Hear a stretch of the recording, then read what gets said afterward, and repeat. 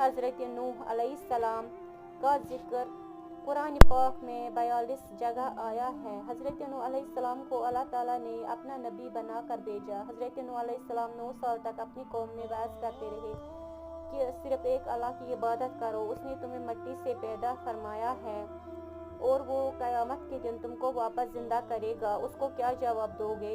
اللہ تعالیٰ پر ایمان لے آؤ اور صرف اسی کی عبادت کرو۔ لیکن اس کی قوم نے اس کا کہنا نہ مانا۔ اللہ تعالیٰ نے وحی کے ذریعے حضرت نوح علیہ السلام کو پیغام بھیجا کہ جو بھی لوگ ایمان لے آئے ہیں اس کے علاوہ اور کوئی بھی ایمان نہیں لے آئے گا۔ اللہ تعالیٰ نے حضرت نوح علیہ السلام کو حکم دیا کہ ایک کشتی تیار کرو، اور حضرت نوح علیہ السلام نے ایک کشتی تیار کی اور جو بھی ایمان لے آئے تھے ان کو حضرت نوح علیہ السلام نے اس کشتی میں بٹھایا اور ان کافر لوگوں پر عذاب